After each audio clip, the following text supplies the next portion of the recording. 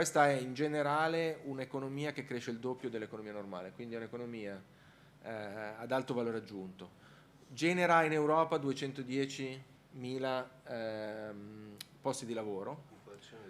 Mi permetto di dire anche, esatto, un'occupazione di qualità. Io arrivo dall'Irlanda, dove ho lavorato come general manager, e loro erano particolarmente attenti al mondo farmaceutico, a quello biotecnologico in particolar modo, perché sapevano che i posti di lavoro erano retribuiti anche il 50% in più della media del paese.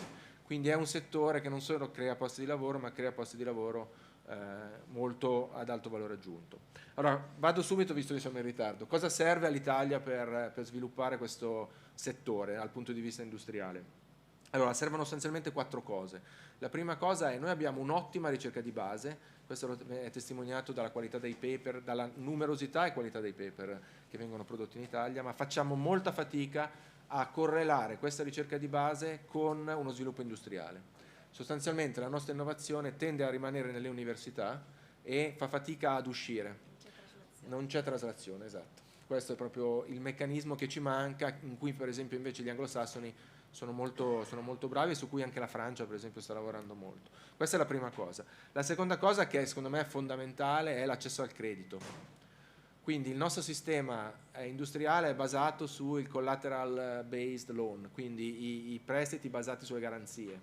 È chiaro che le start-up o le aziende che nascono non possono avere garanzie per definizione. E quindi c'è bisogno di avere un accesso a quello che gli inglesi chiamano venture capitalist, che è molto più grande di quello che è presente adesso.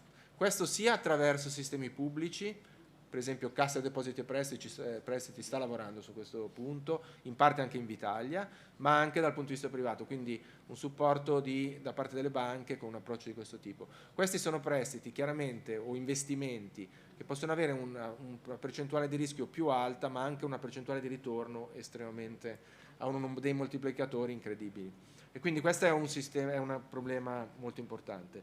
L'altro punto è quello delle lauree STEM, quindi abbiamo il 6,7% in Italia di percentuale di lauree STEM contro il 13% a livello europeo. Tra l'altro, per il gender di cui si parlava prima, solo 1 su 3 sono donne, di persone che si laureano STEM. Quindi questo è un punto anche molto importante. È anche uno degli obiettivi del punto 4, della missione 4 del PNRR. Esatto. Noi come associazione lavoriamo molto su questo punto, facciamo anche tanti incontri a livello europeo. Tra l'altro, dicevo, in base al gender, è vero che c'è equità nel mondo farmaceutico, però diamo un cattivo esempio perché siamo 4 uomini qua, quindi forse la prossima volta dobbiamo fare un bilanciamento. L'ultimo punto, che non riguarda tanto l'Italia ma riguarda più l'Europa, è ci vuole un framework regolatorio più chiaro. Questi molto spesso sono farmaci che vengono chiamate anche terapie avanzate, quindi terapie di particolare complessità. Ci vuole un framework molto più chiaro di approvazione per evitare lungaggini e anche per rendere più competitive le eventuali aziende europee nel mercato mondiale. Chiudo con una battuta che fanno sempre gli americani, in cui non vorrei che noi ci fossimo chiusi. In America dicono che gli americani they do e gli Europeans regulate.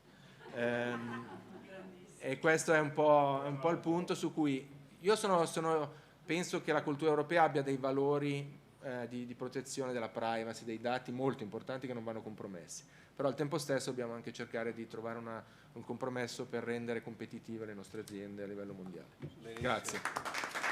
Grazie. Grazie.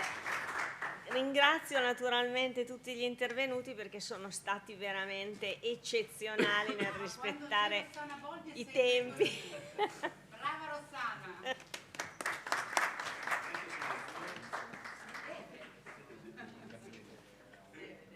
Grazie a voi.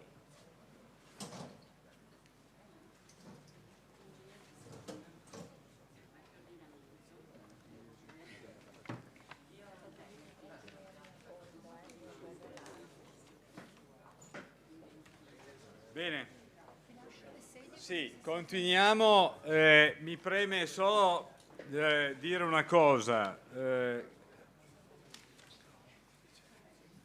che personalmente il mio cuore piange per i bambini di Gaza, ma piange altresì per le donne massacrate, i giovani massacrati, i bambini sgozzati in Israele da parte della cosa terroristica di Hamas, per cui noi crediamo che ogni volta che ci sia una guerra, uno scontro, sia un fatto negativo per tutte e due le parti, e crediamo che non vada discriminato niente, nessuno, ma vadano ricercate le vie per arrivare a soluzioni di pace, perché questo secondo me è assolutamente fondamentale, vale per l'Ucraina, la Russia, e vale per Israele, che ha sofferto molto anche, e vale naturalmente anche per i palestinesi.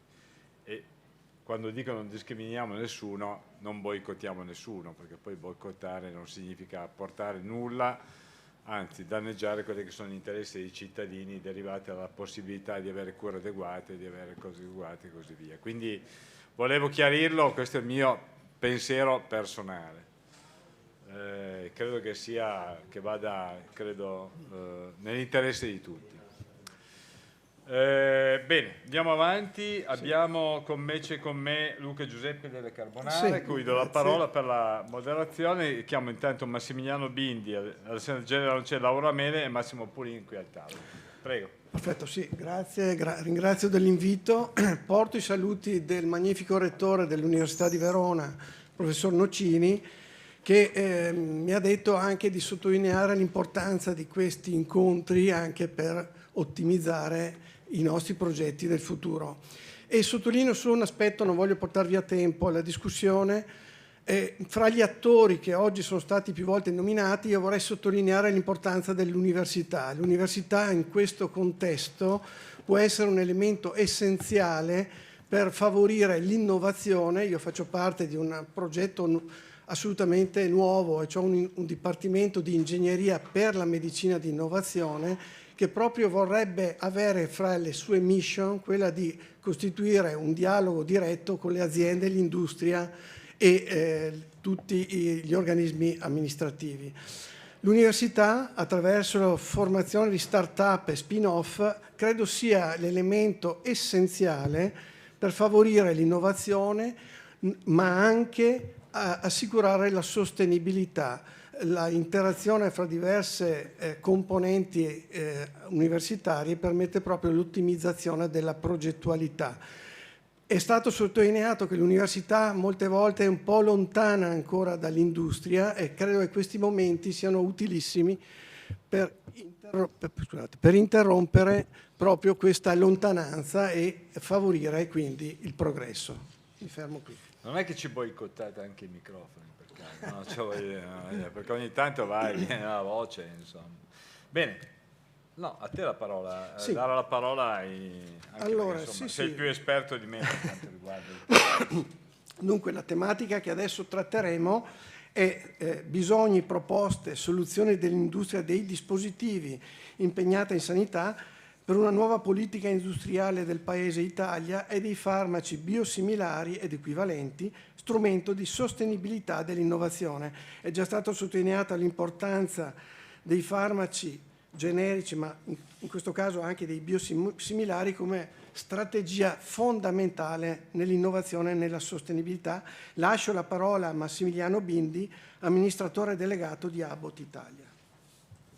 Grazie. Io ho moltissime cose che mi premeva dire sono state già dette, il che mi fa molto piacere. Volevo dire che c'è un allineamento fra il mondo industriale e tutti gli stakeholder che hanno parlato fino adesso, quindi su quelli andrò molto veloce. Aggiungo qualcosa, noi come Abbott abbiamo varie aree in cui ci andiamo a impegnare, l'area del diabete, del cardiovascolare, della nutrizione, e riteniamo che l'area del medical device è un'eccellenza in Italia e ci sono dei rappresentanti qui che lo rappresentano. È un mercato di oltre 18 miliardi calcolando il mercato italiano estero, quindi una fortissima fonte di sviluppo di fatturato e di benessere. Parliamo di oltre 4.500 aziende che operano in Italia, 117.000 dipendenti, quindi una forza lavoro importante, quindi è qualcosa che con grossissimo investimento in ricerca e sviluppo, che in parte è stato citato dai miei predecessori. In realtà questo rappresenta poco più del 7% della spesa pubblica, quindi in realtà tutto questo grandissimo mole di lavoro e di ricerca e di attività e di benessere in realtà poi costa all'amministrazione pubblica in maniera abbastanza contenuta rispetto ad altre voci di spesa. Noi siamo soprattutto impegnati nella cronicità che è un problema enorme evidentemente, anche perché l'invecchiamento della popolazione che veniva citato nell'intervento precedente significa evidentemente che il tema della cronicità sarà il tema del futuro. Per dare qualche numero anche qui, visto che si è esordito oggi parlando di dati e non di fiducia in senso generale, 24 milioni sono le persone in qualche modo che hanno un problema di cronicità in Italia, quindi è un numero impressionante, con un costo di 67 miliardi di euro, quello della gestione della cronicità dal punto di vista del sistema Italia. Nel diabete, dove noi siamo molto impegnati, parliamo di 4 milioni di persone, con una proiezione in pochi anni che arriverà a 6 milioni, quindi è una crescita esponenziale. E il costo del diabete in Italia significa 20 miliardi di euro, di cui quasi 10, oltre 9, sono i costi diretti proprio della gestione del diabete, e questi costi sono prevalentemente ospedalizzazioni, più del 50%. Medical device impatta circa il 4%, quindi della spesa dei costi diretti dello Stato sul diabete, che come abbiamo detto è un costo enorme ed esponenziale, il medical device impatta pochissimo, il 4%, mentre le ospedalizzazioni e le complicanze sono il grande costo. Non vado troppo sui numeri, ma quando parliamo di problemi cardiologici o comunque di problemi vascolari stiamo parlando di 10 milioni di persone, quindi numeri enormi. Malnutrizione, 70% delle persone in lungodegenza sono malnutrite, la malnutrizione aumenta di 14 volte il rischio di mortalità, nell'oncologia un paziente su 5 muore non per il problema oncologico ma per la malnutrizione. Quindi siccome siamo molto impegnati sul tema nutrizione, per noi è importantissimo dargli la dimensione corretta, non è solo una questione di mangiare bene, ma quello che è l'impatto sulla pratica clinica. Le soluzioni, allora la prima cosa è stata già detta, io la sposo in pieno, è fare sistema, cioè credo che con questo tipo di esplosione del tema della cronicità si possa arrivare a qualche soluzione solo se tutti gli stakeholder del sistema fanno sistema. E quindi parlo di policy maker, parlo di payers, parlo di operatori sanitari, ma anche l'azienda. Quindi io credo che ogni qualvolta, e succede, a volte succede, ho anche qualche esempio, riusciamo a metterci in una condizione di collaborazione, di dialogo, questo secondo me è un'efficientazione del sistema incredibile. Quando invece si va sul tema del conflitto, del confronto, questo secondo me non è un tema molto efficiente. Centralità del paziente, è stato già detto, lo ritengo una cosa determinante, e questo evidentemente andrà pure rivisto nel tema della conformazione del costo, fra virgolette, della patologia, che deve essere, come diceva il professor Mennini, sempre più uscire da una logica di silos, ma essere una logica di gestione della patologia. E vengo a qualche aspetto più specifico, ecco il boicottaggio, vengo a qualche tema più specifico relativo a quello che noi offriamo. Allora, diabete, quando parliamo di non parlare di silos, allora noi abbiamo delle pubblicazioni abbastanza facilmente recuperabili, c'è una pubblicazione di Vitali che analizza dati Toscana delle pazienti con diabete tipo 1, abbiamo una pubblicazione Clicon sui pazienti tipo 2, abbiamo uno studio pubblicato dall'ISPOR, fra l'altro a firma del professor Menini ed altri, sulla gestione del diabete. Bene, l'utilizzo di tecnologia, quindi sensori di monitoraggio della glicemia nel diabete, genera un risparmio nel primo anno di utilizzo. Pensate che lo studio Vitali dice che con un anno di utilizzo dei sensori su un paziente tipo 1 si risparmia 1.600 euro l'anno di altri costi diretti, e parliamo di soli costi diretti, ospedalizzazione, efficientazione. L'utilizzo nel paziente tipo 2, i studi dicono che risparmi 1.200 euro l'anno, e c'è una chiara dimostrazione di efficienza anche nell'utilizzo del basale. Questo vuol dire che quando esci dal silos e non vai a guardare il costo della tecnologia in sé per sé, perché è ovvio che la tecnologia vecchia, tradizionale, costa meno della nuova, ma questo Sava Sandir, quando abbiamo cominciato ad avere le macchine con navigatore o con l'ABS, costavano di più, ma cosa significa in termini poi di qualità di vita, di miglioramento del profilo terapeutico del paziente grazie alle tecnologie e di sostenibilità. Quindi tecnologia, se analizzata correttamente, significa sostenibilità. Un altro elemento che voglio aggiungere è proprio sul tema della collaborazione tra tecnologia e pubblica amministrazione. L'utilizzo di tecnologia, per esempio, genera una ottimizzazione della fruizione del dato, e si è parlato del dato. Abbiamo un esempio ottimo proprio di collaborazione con la Regione Toscana, dove di recente abbiamo collaborato per l'integrazione dei dati, per cui i grandi dati del monitoraggio della glicemia su oltre 10.000 pazienti confluiscono nel fascicolo elettronico sanitario toscano. e questa mi auguro che sia il primo esempio di collaborazione con tutte le regioni italiane, perché riteniamo che sia un fatto determinante. Tutto il tema della telemedicina e quindi fruizione dei dati, circolazione dei dati, refertazione in remoto, visita in remoto, che fra l'altro nel brutto periodo del Covid è stato determinante, ha consentito di poter gestire il paziente in remoto non con la telefonata, perché quella non è la telemedicina, ma con l'utilizzo di dati in remoto che arrivavano in tempo reale sul computer del medico e il paziente era a casa sua. E questo è un qualcosa che può ottimizzare il flusso, la presa in carico, quindi al di là del momento di crisi può diventare un modo per gestire diversamente anche la presa in carico del paziente, e la programmazione è fondamentale, cioè adesso noi ci auguriamo che si esca dalla logica, lo dico, del payback. Lo so che non è un tema particolarmente affascinante, ma abbiamo lavorato a lungo su questo tema e noi ci auguriamo che nel tempo una diversa programmazione, una valutazione diversa della presa in carico del paziente, del costo della terapia non a silos, possa consentire anche l'uscita da questo tipo di logica che secondo noi non è efficiente e non aiuta certamente l'innovazione e l'introduzione della ricerca. Grazie. Solo due brevi domande che non ho citato nella mia introduzione ma che adesso voglio mettere sul tavolo. Nella riforma di AIFA possiamo ancora andare avanti con un fatto che è stato estremamente positivo per i costi del farmaco, con le trattative segretate dei farmaci, per cui c'è questa cosa che il vero costo del farmaco lo sa il presidente di AIFA, che lo trasmette al presidente della regione, fanno tutti finti di non saperlo, basta che lo si possa pubblicare, eccetera, eccetera. O, visto che c'è la biologia molecolare, l'informatizzazione che aiuterà la biologia molecolare, i farmaci agnosti, le terapie targetizzate, i dispositivi medici che devono essere uniti al farmaco, il diabete nel classico esempio e così via, possiamo ancora andare avanti con una trattativa. Io vado spesso in Marocco perché adoro il Marocco, stile Marrakesh, quando arrivi all'interno del... Cioè, mi sembra che se vogliamo parlare di valore del farmaco, anche su questo, qualche passetto in avanti possiamo farlo. Seconda domanda. Io ho mai capito perché un farmaco deve essere innovativo triennalmente. Tu dopo 3 anni non è più innovativo. No, un farmaco è innovativo perché non c'è un altro che è più innovativo di quello. Ecco, quindi la storia della scadenza della innovatività è così importante o non è così importante? In realtà lo Stato lo fa perché siccome il fondo, che tra l'altro non viene mai utilizzato in fondo, l'impegno sarebbe troppo esorbitante, ma tanto è la storia dei vasi comunicanti, dico, se le paga uno le paga l'altro, insomma, quindi mi sembra un pochino...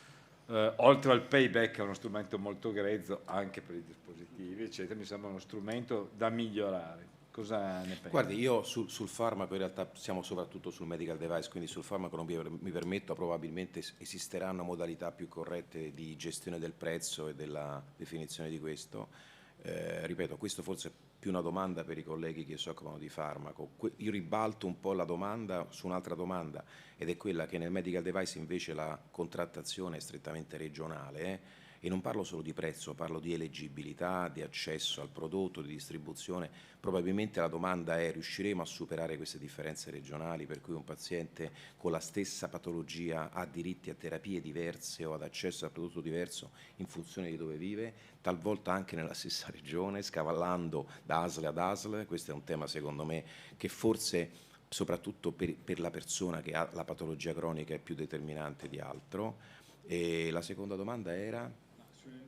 L'attività di un farmaco di un dispositivo. Vabbè, ripeto, nel dispositivo noi siamo anche meno protetti, quindi su questo mi trovo d'accordissimo. Voglio dire, è innovativo finché non c'è un altro che è più innovativo e funziona meglio, se no che senso ha? Siamo invasi da prodotti cinesi con scarsissime caratteristiche di qualità che magari per strani meccanismi di procedure concorsuali riescono a entrare nei nostri sistemi, quindi mi trovo pienamente d'accordo. Prego.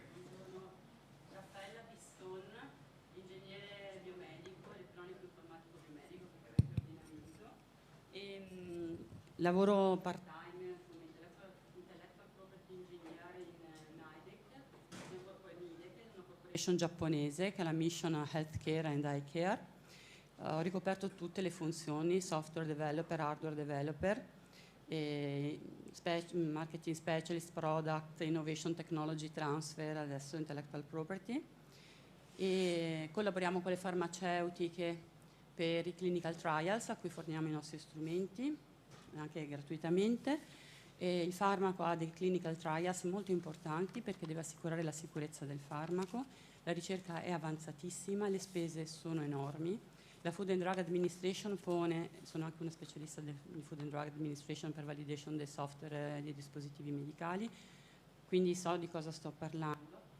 Ci sono degli studi importanti. Uso la mia voce, se no non torna? Ok. Quindi vi posso assicurare che viene fatta una ricerca di base e un testing molto spinto per assicurare la sicurezza di ogni essere umano. Ci sono un sacco di test sugli animali, quindi quando hanno fatto il push anche per i vaccini avevano già della tecnologia pronta che hanno dovuto mettere a disposizione in tempi più brevi, scavalcando dei passaggi che sono virtuosi e necessari. Come la Food and Drug Administration insegna, anche nei medical devices ci sono test multicentrici, multirazziali, multietnici per assicurare che lo strumento sia affidabile, sia reliable, sia efficiente. Certo, possiamo fare uno speed up? Sì, grazie all'AI possiamo fare un grande speed up, però l'essere umano è insostituibile, sia il medico che non può lavorare da solo ma in team, perché la saggezza dell'anziano è fondamentale. L'AI può dare dei suggerimenti e qui veniamo al problema medici. Io ho tanti ragazzi, di cui sono tutor, sia ingegneri che medici, che scappano dall'Italia perché le prospettive sono basse paghe e ultralavoro nel pubblico. Quindi intanto migrano nel privato e se possono vanno all'estero dove hanno possibilità di crescita continua, vengono rispettati nella loro umanità, nel loro tempo libero. Faccio un esempio anche nel mio caso. Io sono una mamma, prima di tutto sono una mamma, poi sono moglie, poi sono cittadina, sono figlia, d'accordo? Faccio parte di un ecosistema. Se io oggi posso essere qua perché ho mio marito che sta tenendo mio figlio in questo momento e quando mio marito non può perché è un grosso manager aziendale, io ho una rete amicale, mia madre è caduta in depressione col Covid ed è una malata cronica, ha una grave fibrillazione atriale e tanti altri problemini. Quindi grazie alle amiche e agli amici io riesco a fare tante cose. Sono anche presidentessa di un'associazione di volontariato, Progetto Idizia, di automutuo aiuto, supporto emotivo alle mamme in depressione, gravidanza e postparto e anche per i papà. Perché quando c'è una mamma che soffre c'è anche un papà che soffre con le sue modalità. Quindi le risposte ci sono, lo speed up si può fare. Una nuova forma giuridica che si chiama ente del terzo settore, non è APS, non è OTD, è proprio una pretty new forma giuridica che consente di retribuire tutti all'interno dell'associazione sociale. L'unico vincolo è quello di ridistribuire le rimanenze di fine anno, quelli che sarebbero gli utili aziendali, in attività nel sociale, no problem. Quindi potremmo fare la differenza in questo senso e la fondiamo qui a breve, si chiama Natura Supporto della Vita, Nature for Life Support. Bene. Grazie. Grazie. Bene, allora andiamo avanti con Nigel Dalle Carbonare. A te dai la parola sì. al... Ad Alessandra Gelera. No, non c'è oggi. Non c'è, è Laura Meli, responsabile di comunicazione Convatec Italia. Grazie a tutti per l'invito. Io sono Laura Melli, mi occupo di comunicazione in Convatec e Convatec si impegna nell'innovazione in diversi settori, dalle medicazioni avanzate all'astomia, ai dispositivi da infusione e dispositivi d'aria critica. Oggi sono qui perché si parla tanto di innovazione e noi ci crediamo fortemente e nell'ambito dell'assistenza alle persone stomizzate sono anni che portiamo avanti un servizio che possa dare informazione e supporto a tutte le persone stomizzate, dalla fase di dimissione a tutto il percorso di riabilitazione. È un servizio gratuito offerto ai pazienti che si chiama Servizio Mi Plus, al quale lavorano 18 consulenti. Abbiamo parlato tanto in questa mattinata di quanto ci siano differenze dal punto di vista regionale e queste consulenti sono state formate proprio dal punto di vista regionale per poter dare una risposta specifica e concreta alle esigenze di queste persone. Mi riferisco ad esempio al fatto che tante normative, anche la ricezione dei livelli essenziali di assistenza, siano molto diversi da regione a regione. Le nostre consulenti sono state formate proprio per poter rispondere a questo determinato tipo di informazione. Vi dicevo che è un numero verde gratuito, risponde all'800 930 930 e la cosa importante è che ci permette di ascoltare direttamente le esigenze dei pazienti. Prima il collega parlava di alimentazione e nutrizione, sicuramente è uno degli aspetti più importanti per quanto riguarda un paziente stomizzato che spesso non sa che per l'asportazione di una parte dell'intestino o della vescica deve comunque variare la sua alimentazione. Quindi quello che cerchiamo di fare attraverso questo tipo di servizio è cercare di dare risposte concrete partendo dall'ascolto delle esigenze delle persone. L'anno scorso abbiamo condotto un'indagine su oltre 400 persone stomizzate che abbiamo pubblicato anche sul bollettino della SIFO, che ci ha permesso anche di mettere in evidenza un aspetto fondamentale, un tema spesso ricorrente, quello della stomia e dell'attività fisica. L'onorevole Schillaci l'anno scorso a marzo ipotizzava di poter inserire la riabilitazione fisica tra i livelli essenziali di assistenza. Questa sarebbe una notizia veramente importante anche per le persone stomizzate, perché quello che stiamo cercando di fare in termini di innovazione è anche sviluppare delle evidenze scientifiche. Noi abbiamo portato avanti un programma nell'ambito del servizio MiPlus, che si chiama appunto MiPlus Recovery, che dimostra come l'attività fisica contribuisca a ridurre il rischio di sviluppo di complicanze, quale ad esempio l'ernia parastomale. Abbiamo parlato tanto di spesa sanitaria, un reintervento per un'ernia parastomale sicuramente è una complicanza importante. Concludo riportando un po' quello che hanno detto tutti i colleghi. Se facciamo veramente tutti rete tra istituzioni, associazioni di settore e ovviamente tutte le industrie del settore, sicuramente raggiungiamo quello che è l'obiettivo comune che ci siamo posti stamattina e che sottolineava la dottoressa Lanzarin: migliorare la qualità della vita delle persone partendo da un approccio paziente-centrico. Grazie.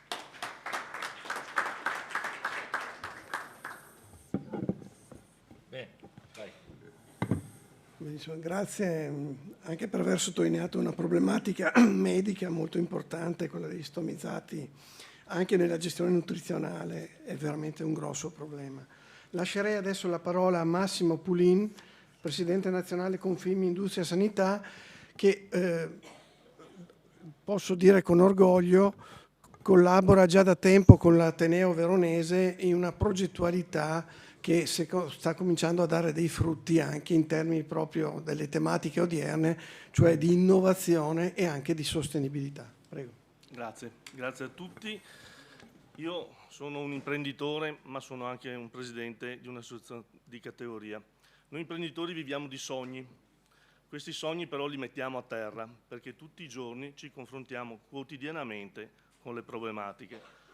Diceva prima chi mi ha preceduto che in Spagna ci sono delle buone pratiche in sanità. Lo confermo, io sono tornato dal 2016, perché io insegno da tanti anni a Valencia.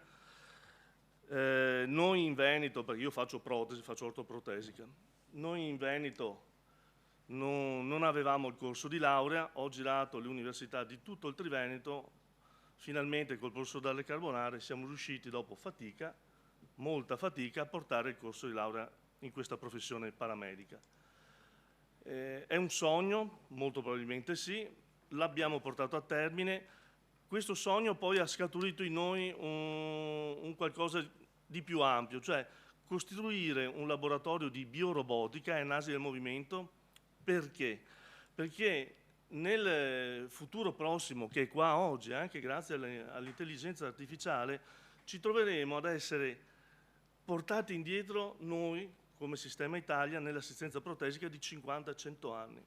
Non riusciamo a stare al passo con i tempi. Ecco che allora l'idea di far nascere questo laboratorio di biorobotica e analisi del movimento. Lo facciamo perché collaborando e fare rete ci porta anche a stimolare anche il territorio, grazie anche alle nostre imprese, dottor Zanò. E questo ci porta a stimolare poi il mercato, che ci porta a nuovi dispositivi. La sinergia tra pubblico e privato, ne abbiamo già parlato, è un tema fondamentale.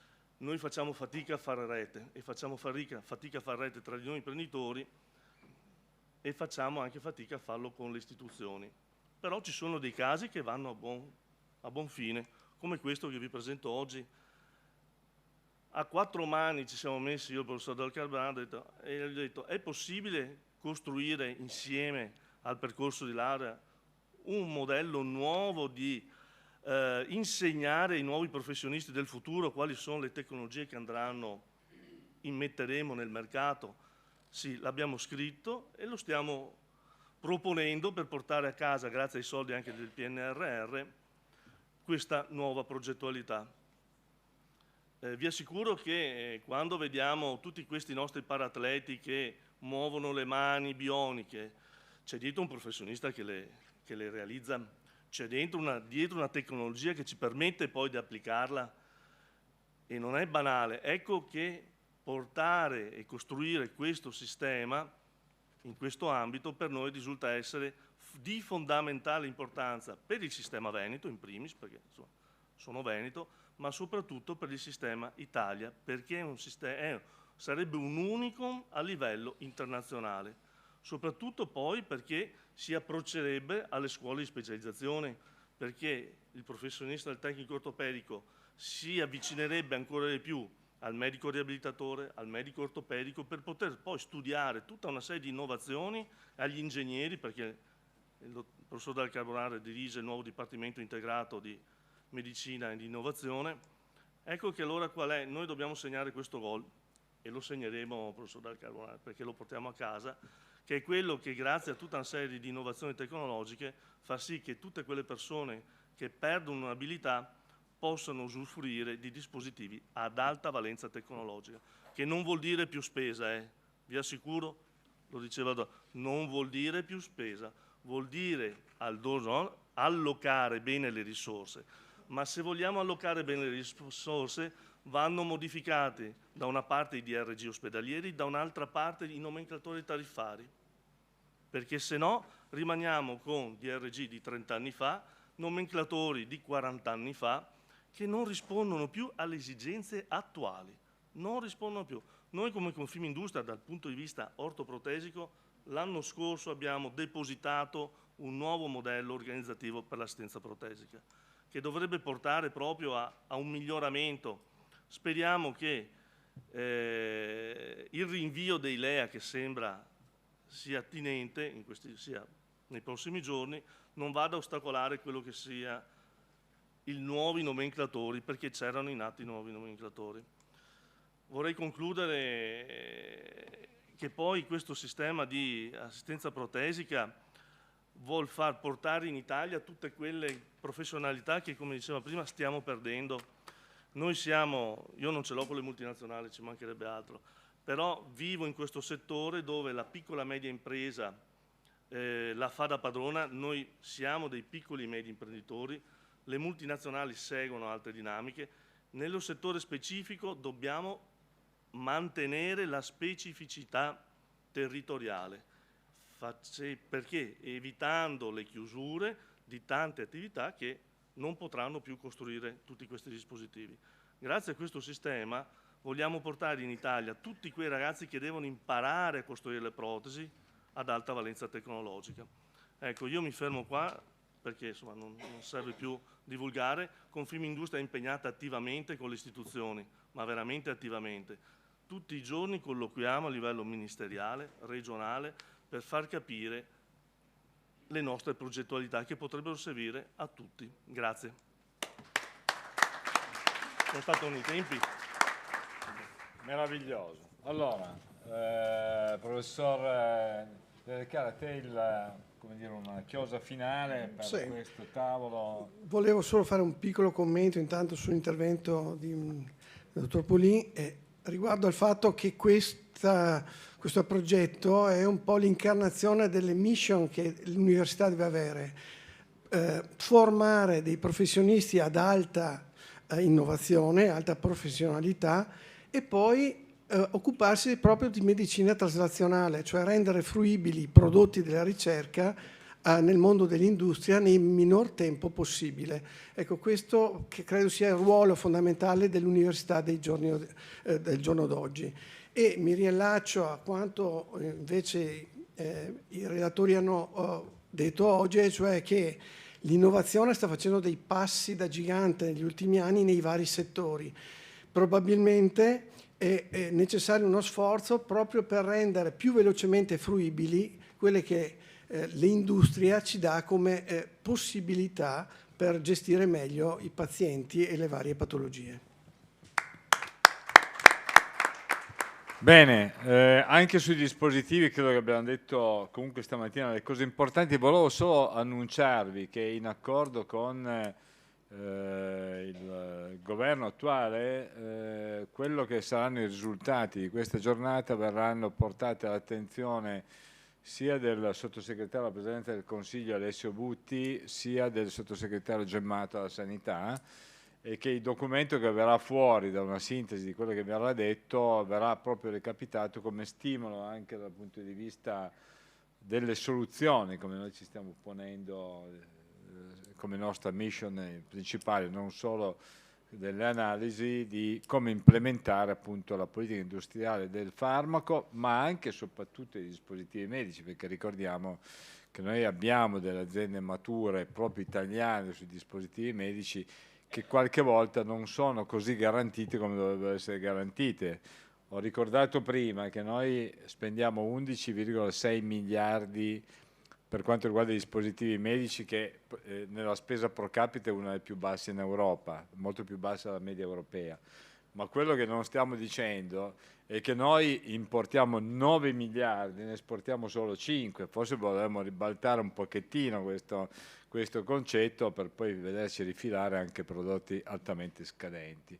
Io ho fatto il chirurgo per 30 anni, quando mi arrivavano le sutturatrici meccaniche cinesi, li prendevo e le buttavo dalla finestra. Il mio direttore generale, poi ho avuto anch'io quel ruolo, ho cercato di non fare gli stessi errori, si incavolava come una bestia e ha detto: ma prova tu a usare le robe per cui ti fanno saltare la nostromosi, viene ricoverato, viene rioperato, magari ci rimetti la pelle. Insomma, ecco, quindi anche sui dispositivi dobbiamo fare un'attenzione precisa e importante, anche perché tutta l'esperienza, e tu me lo confermi, sia dal punto di vista ingegneristico, sia dal punto di vista universitario e dalla capacità manifatturiera di questo paese, perché qui in questo paese anche dal punto di vista tecnologico sono state fatte delle cose straordinarie, no? Messe insieme possono dare un apporto veramente importante anche dal punto di vista tecnologico. Abbiamo un blocco regolatorio che si chiama MPR, però, che è un problema. Anche quello andrebbe in qualche maniera rivisto e supportato. E concludo e ti do la parola. Bisogna imparare in questo paese a non polverizzare le già poche risorse per l'investimento e per la ricerca. Cioè, come si fa negli altri paesi, il triangolo d'oro inglese per intenderci, da altre parti, si fanno gli investimenti, si stabilisce chi fa che cosa. Nelle università che sono capaci di fare traslazione, perché c'è anche la ricerca di base, ma che poi deve essere mirata alla traslazione, perché invece polverizzare, perché si deve accontentare pinco, palla e pallino, alla fine non implementa la ricerca, ma in realtà sperpera dei soldi che non arrivano a obiettivi importanti. Non so se concordi su questo. Assolutamente. Volevo solo enfatizzare un punto che è stato espresso prima come esempio virtuoso di come potrebbe essere applicata questa idea, e cioè rompere quella che è la logica a silos, giustamente, e l'esempio classico è proprio la patologia diabetica, per esempio, come è stato espresso prima, l'uso di un sensore che permetta di risparmiare subito molti denari che possono essere reinvestiti poi per la gestione dei pazienti, dovrebbe avere un percorso molto più rapido per facilitare la fruibilità a tutta la popolazione. E questo credo sia un esempio emblematico. Ma i sistemi flash, mentre in Germania sono utilizzati nel diabete di tipo 2 ampiamente, in Italia fanno fatica ancora a entrare, e addirittura la Sardegna, che è l'enclave sul diabete di tipo 1 mondiale, non dà ancora, non distribuisce i dispositivi utili per far sì che i bambini in qualche maniera abbiano il tutto immaginabile possibile per poter andare a scuola e i genitori anche tranquilli dal punto di vista del loro controllo glicemico. Questa è la situazione e su questo dobbiamo lavorare tutti quanti. Grazie, io chiedo a Roberto Soli di venire qua, perché nonostante l'intervento ben effettuato che ho avuto alla prostata, devo andare a fare pipì perché sono 3 ore che sono qua. Grazie.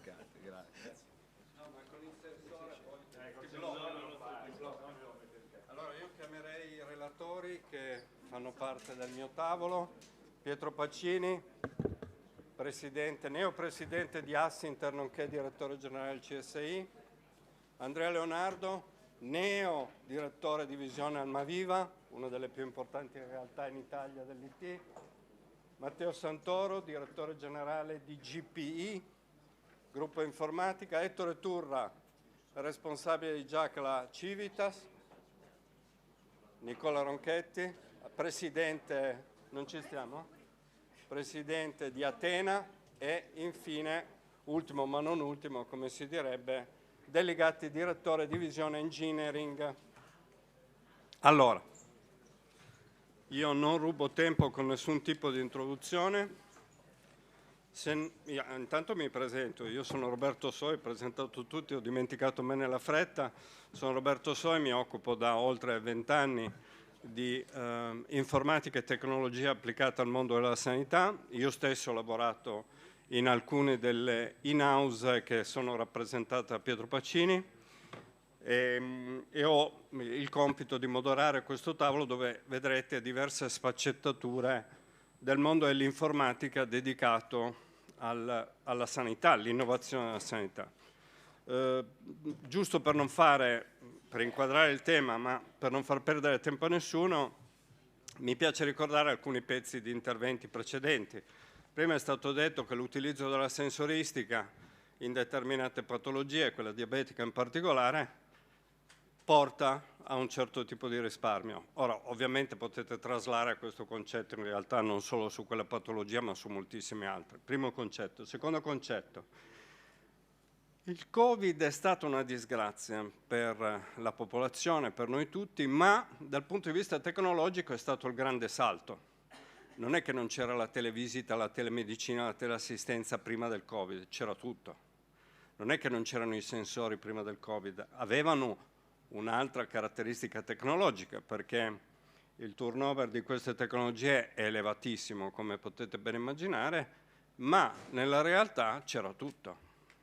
C'è voluto il Covid per iniziare a utilizzare questo tipo di tecnologie, c'è voluto il Covid per iniziare a ragionare di nuovi modelli organizzativi, c'è voluto il Covid per iniziare a ripensare come attraverso la tecnologia si fa servizio sanitario. Quindi il giro di tavolo che faremo adesso è l'informatica, le tecnologie connesse all'informatica e tutto quello che ci ruota intorno in realtà sono trasversali, toccano diversi momenti della sanità. Se parliamo di intelligenza artificiale la tocca a 360 gradi. L'analisi dei bisogni della popolazione che determina come io comprerò soluzioni a vario titolo, farmaceutiche piuttosto che organizzativo ospedaliere. L'ospedale ad alta intensità non c'è più, l'ospedale specializzato, non ci sono ospedali a 5.000 posti letto, ne avranno 500 di posti letto, quindi vuol dire che se io utilizzo l'analisi dei bisogni e i nuovi modelli organizzativi ridisegno un intero mondo, con un po' di anni di anticipo se uso l'intelligenza artificiale. Non rubo altro tempo, ho due persone che hanno difficoltà logistiche, quindi le faccio intervenire per prima. Se io scelgo l'alfabeto, Almaviva viene prima di engineering e quindi ho scelto l'alfabeto delle società, non delle persone, perché così sono rimasto neutrale e politically correct, e quindi darei per prima la parola a Leonardo, che ci fa magari un inquadramento di cosa sta pensando Almaviva in questo mondo e quindi offre su questo mercato.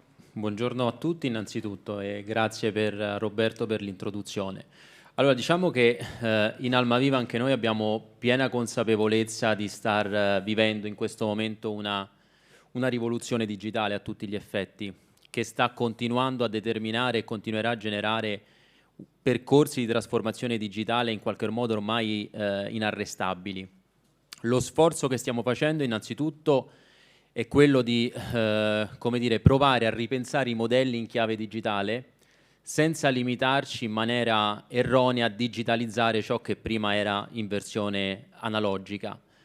Da questo punto di vista crediamo fermamente che a un concetto di rivoluzione digitale vada affiancato anche un concetto di umanesimo digitale, forse, proprio per impostare un concetto di uso, come dire, etico, responsabile e consapevole di quelle che sono le tecnologie, perché credo che arrivati a questo punto, con il livello di maturazione a cui sono giunte le tecnologie oggi, il problema oggi non è più tecnologico. Il problema semmai è di come le tecnologie vengono utilizzate e quindi di come debbano essere, se parliamo ad esempio di intelligenza artificiale in termini di diagnostica, a supporto dell'uomo.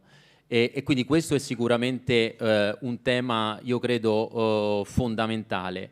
Dal canto nostro, come mantenendo diciamo, la nostra vocazione da system integrator, il nostro obiettivo in questo momento è quello di porci come un partner in grado di orchestrare ed armonizzare i servizi all'interno di ecosistemi che sono sempre più complessi e che saranno sempre più relazionali e collaborativi. E la missione è quella di rendere il patient journey sempre più inclusivo, perché questo poi io credo che sia il fine ultimo, cioè quello di semplificare la vita reale dei pazienti, e per farlo va enfatizzato quel concetto di coinvolgimento del paziente, di empowerment del paziente, che in qualche modo è probabilmente la chiave per riuscire a mettere a terra un modello di connected health che sia veramente di impatto e di ausilio per i pazienti. Il paziente ha bisogno, più che essere preso in cura, ha bisogno di sentirsi preso in carico, ma non solo il suo stato di salute, il suo benessere psicofisico, perché questa è una visione probabilmente più olistica a cui il sistema salute in qualche modo sta tendendo e a cui dovrà arrivare, perché come dire, uscire da un circuito ospedaliero non deve essere più visto come un evento traumatico, ma effettivamente con il nuovo modello di presa in carico che accennavi anche tu, delineato ormai bene dal DM77, in qualche modo diventa realmente possibile innescare quella continuità assistenziale tra ospedale e territorio, la cui traduzione è quella di non far sentire, secondo me, né abbandonato né escluso dal servizio sanitario il paziente, il suo caregiver o il suo nucleo familiare. Grazie anche per la sintesi ottima. Passerei la parola a engineering. Sì, certo, molto volentieri il mio. Pregherei anche qua. Poi io approfitterò del fatto, anche se andate via, di fare alcune puntualizzazioni. Quando siete usciti, in assenza... In contumacia. Allora, buongiorno a tutti. Cosa stiamo facendo? In realtà noi stiamo riprendendo un po' quello che tu dicevi, no? La tecnologia in realtà non è che arriva col Covid, esisteva da prima, stiamo continuando un percorso che avevamo avviato già da prima del Covid. Io però vorrei focalizzare l'attenzione su un paio di punti. Sull'utilità della tecnologia nel rivedere i processi di prevenzione, diagnosi, cura dei pazienti credo che ci sia poco da discutere, le evidenze sono sotto gli occhi di tutti. Gli elementi fondamentali secondo me in questo momento sono due, uno lo accennava Andrea, che è la parte dell'organizzazione, è andato... ok, perfetto. Dicevo, uno è l'aspetto organizzativo. La tecnologia va inoculata con attenzione all'interno delle organizzazioni, partendo da una revisione radicale di come lavoriamo, perché altrimenti il rischio è che in alcuni casi paradossalmente la tecnologia può diventare un ostacolo e non un fattore di accelerazione. Il secondo elemento su cui io credo che il Paese debba interrogarsi è quello della norma. Oggi quello che la tecnologia consente di fare in questo Paese è molto più di quello che la norma consente di fare. E sinceramente, lo dico a costo di sembrare antipatico, è anche un po' stantio sto dibattito dove si dice che c'è il GDPR e quindi certe cose non si possono fare, perché certe cose non si possono fare solo in Italia e il GDPR è una direttiva europea. Noi dobbiamo, secondo me, dirci chiaramente che siamo il Paese che ha adottato nella maniera più rigida possibile la direttiva europea, e io comprendo la posizione del garante su alcune cose, che si limita ad applicare quello che la norma dice. Allora, o riflettiamo tutti insieme e si passa per una revisione della norma, o altrimenti tutti questi ragionamenti bellissimi, affascinanti, di cose che con l'intelligenza artificiale non solo si possono fare, rischiano di diventare assolutamente sterili. Grazie. Qua la battuta la faccio subito. È un po' diciamo anomalo restringere ciò che invece è una decisione di un soggetto, di un individuo, nel cosiddetto consenso informato, cioè prevaricare il diritto del consenso informato. Se io voglio essere curato con una certa modalità, non si può pensare che tutta la popolazione sia fatta di persone che non hanno la cultura adeguata per fare questa scelta consapevole. Quindi arrogarsi il diritto di bloccare tutti, quando invece bisognerebbe tutelare i deboli, ma autorizzare quelli che sono in grado di poter fare queste operazioni, è un vincolo molto restrittivo che va contro gli interessi della salute dei cittadini tutti. Lascio la parola per un focus un po' diverso di chi invece osserva il mercato, perché fa parte della pubblica amministrazione in quanto tale, ma è un esperto del settore dell'IT e quindi deve comprare e integrare al meglio quello che il mercato offre per realizzare per la pubblica amministrazione il miglior servizio. Pietro Pacini, Presidente di Assinter. Grazie Roberto, grazie anche di questo invito, che è stata un'occasione interessante come questo tavolo. Allora, è chiaro che come Presidente di Assinter, che non so se sapete, ma insomma raggruppa tutte le più importanti società in-house italiane che si occupano di ACT, spero che si senta, ma poi sì, parlo, sì, ok. Che si occupano di ACT, moltissime con focus regionale, si occupano ovviamente del mondo della sanità e hanno questo scopo che descrive Roberto, cioè noi siamo la frontiera tra le esigenze della pubblica amministrazione, soprattutto diciamo, le esigenze regionali e il mercato, no? Quindi siamo chiamati a scegliere le soluzioni migliori, no? Per dare i servizi ai cittadini. Ne abbiamo fatta esperienza ampissima, si citava prima durante il Covid, no? Dove peraltro si è visto come tecnologie esistenti poi possano dare un grandissimo valore, no? Soprattutto nella gestione del patrimonio informativo dei dati anche a situazioni estreme come sono state quelle della pandemia. È chiaro che oggi ovviamente c'è una grandissima attenzione, proprio questa mattina leggevo un articolo sul giornale della pubblica amministrazione sullo sviluppo dell'intelligenza artificiale, no? Di cui tantissimo si parla e credo che questo cambierà notevolissimamente l'approccio che noi abbiamo oggi sui sistemi tradizionali, lasciatemi dire, no? della sanità. Perché ovviamente questo percorso può migliorare, efficientare enormemente quello che oggi noi stiamo facendo. Quindi anche attraverso lo sviluppo delle risorse che vengono messe a disposizione attraverso il PNRR, che in questo momento sono ingenti e che passano in larga parte, no, attraverso l'in-house, io credo che questo percorso anche sull'innovazione sia fondamentale. Vorrei richiamare da ultimo però il tema anche del garante della privacy, perché chiaramente un grande passo avanti noi potremmo farlo se certe regole, no, vengono chiarite. Adesso avete tutti presente che è stata bloccata la gara sulla telemedicina, adesso io non so tecnicamente qual è stato il motivo, però il fatto, diciamo, è stato per quanto mi riguarda, diciamo, abbastanza interessante dal punto di vista tecnico e credo che questo sia un altro tema di riflessione importantissimo, perché voglio dire, se gli epidemiologi che fanno questo tipo di mestiere, ad esempio, non possono utilizzare i dati in un certo modo, è chiaro che non si capisce poi che tipo di mestiere debbano fare. Quindi credo che diciamo, il ruolo che oggi ne stiamo svolgendo, lo dico anche come associazione, è quello di mettere assieme queste esigenze e indirizzarle nel modo migliore possibile. Credo che dalla parte dell'in-house ci sia una grandissima disposizione, grandissima anche capacità di intercettare le esigenze tecnologiche di mercato, quindi penso che occasioni per parlarne come queste siano un gran valore. Grazie a tutti.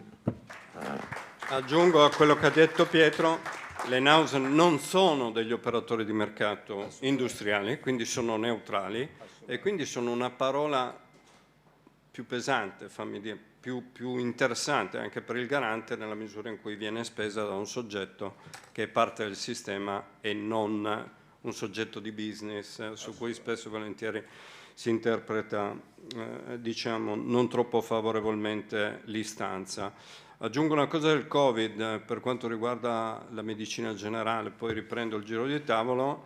Durante il Covid alcuni paesi, uno in particolare, ma non solo quello, in maniera molto avanzata però da questo punto di vista, perché parliamo di intelligenza artificiale con piattaforme conversazionali. Voi tutti conoscete ChatGPT.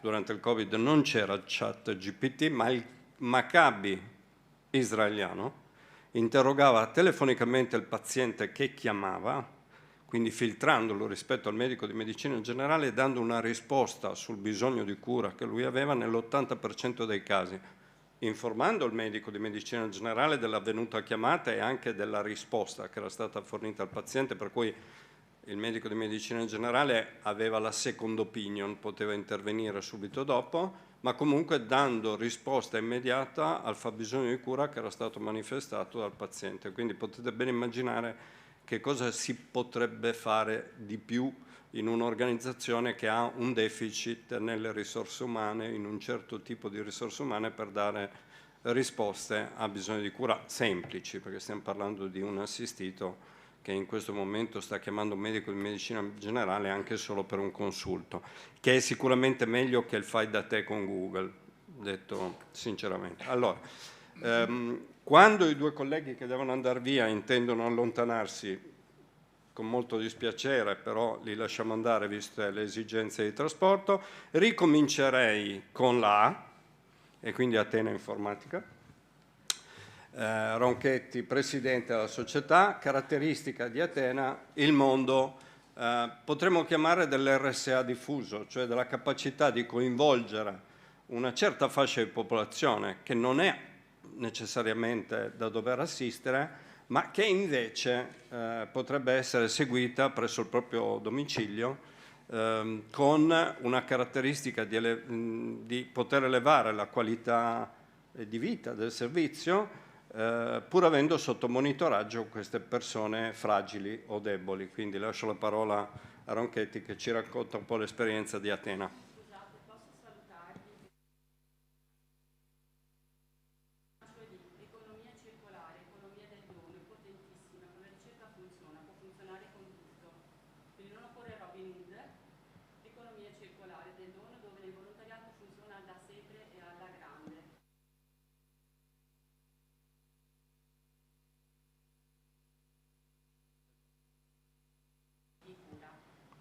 Grazie, grazie a lei. Terremo conto della sollecitazione. Molte grazie, arrivederci.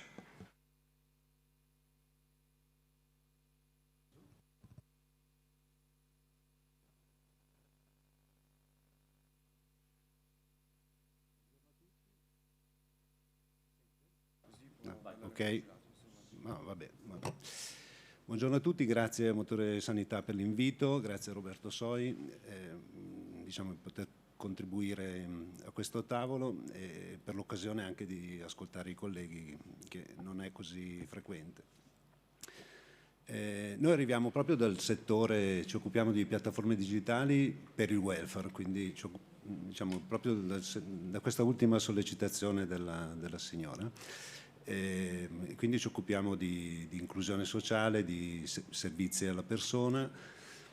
Il paradigma, diciamo, che questo tipo di piattaforme adottano è proprio quello di mettere la persona al centro di tutte le attività e di creare rete, diciamo, di creare rete territoriale e quindi di rivalutare la comunità. Siamo interessati, diciamo, all'evoluzione del mondo sanitario proprio in funzione, diciamo, del decreto 77 della riforma della sanità territoriale, e siamo interessati in particolar modo all'integrazione che il mondo del sociale, insomma, da sempre si dice che dovrebbe cooperare e collaborare col mondo sanitario, e però allo stato di fatto ancora non si vede.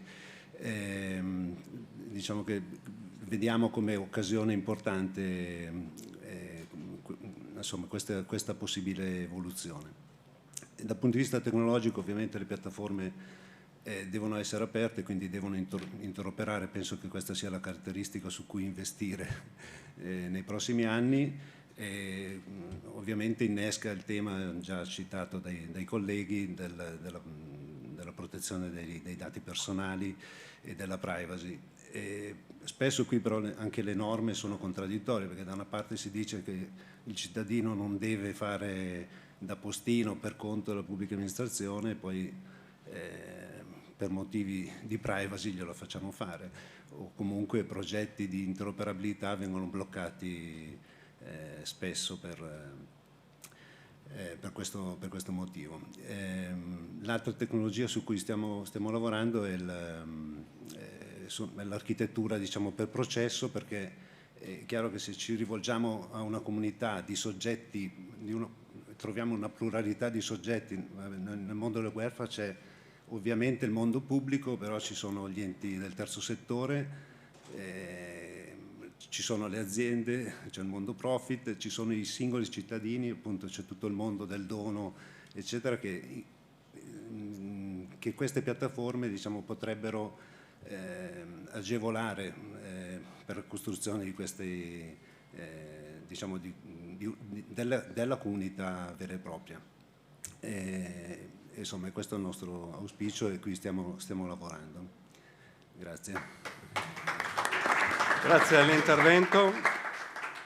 Mi sembra anche di poter dire che il coinvolgimento è più largo, come appunto è stato accennato, c'è il terzo settore sicuramente che entra in gioco pesantemente, non dimentichiamoci che c'è carenza di risorse nel sistema sanitario, quindi mettere in gioco altri soggetti, altri fattori su cui erogare servizi è fondamentale, sarebbe assolutamente sprecato da questo punto di vista non metterli a fattor comune nel sistema. Tra l'altro alcune società, qui cambia un po' discorso, ma perché ne approfitto, c'ho GP a fianco a me, che tanto nell'ordine alfabetico toccava a lei, molte volte queste società forniscono addirittura gli operatori di risposta, cioè là dove manca l'organizzazione fisica delle strutture sanitarie, parliamo del sistema di prenotazione, GPI gestisce, pochi lo sanno, o tutti, io dico pochi perché tendenzialmente non mi capita di sentirlo dire, più di 8 milioni di prenotazioni sanitarie dell'intera regione Lombardia. Gli operatori sono tutti all'interno dell'organizzazione GPI, quindi vorrei sentire GPI di cosa ci racconta, ma anche di questa proiezione verso non solo il mondo tecnologico ma organizzativo per rispondere ai bisogni. Grazie Roberto e grazie per questo invito. E non ho parlato della distribuzione del farmaco monodose. Vendiamo robot in Giappone, i giapponesi. Questa è la cosa bella. In Italia neanche uno, ma in Giappone li vendiamo. Sì. Grazie. Io parto da una parola che mi piace molto di questo titolo, di questa tavola rotonda, impatto. Impatto è una parola molto potente, una parola molto ampia, mi piace molto e si usa molto in questi ultimi tempi. E quando parliamo di impatto siamo chiamati a misurare. Quindi il tema, questo tavolo mi intriga molto perché noi dobbiamo misurare quello che facciamo. Le tecnologie, viviamo un momento unico, epocale, viviamo l'ennesima rivoluzione industriale con una grande quantità di risorse diciamo economiche e di grande innovazione. Il tema è: siamo certi che stiamo governando correttamente quello che stiamo facendo? Su questo potete dire altro, ma ritorno alla risposta. Il tema è che noi siamo chiamati a rispondere alla domanda di grandi fasce di popolazione con risorse che sono limitate. E quando parlo di risorse non parlo solo di risorse economiche, ma anche di risorse di professionali, di intelligenze. Ed è un problema di tipo globale, non è soltanto del nostro Paese. Il Covid ci ha insegnato questo. La pandemia ha fermato le economie mondiali da quelle paesi occidentali, economie emergenti, ai paesi più poveri. Quindi il tema della sanità va affrontato da un punto di vista globale, questo è importante. Ed è condizionato molto da tanti eventi, fra cui gli eventi sociodemografici. Quindi questo vuol dire che noi come imprese dobbiamo guardare al futuro della sanità dei prossimi 15-20 anni. Le risorse straordinarie PNRR sono una fonte di finanziamento, non sono il fine. Sono uno strumento che servono a finanziare una visione, e quindi a me fa piacere perché oggi ho sentito dei partner, ci ritroviamo alla fine, molte volte siamo spesso competitor, ma vedo che abbiamo lo stesso sguardo su come immaginiamo il futuro. Quindi una prima risposta che noi dobbiamo dare è quella di facilitare questa meccanica di un mercato che è molto strano, una domanda che cresce a dismisura con una sanità che si comporta input offerta fissa.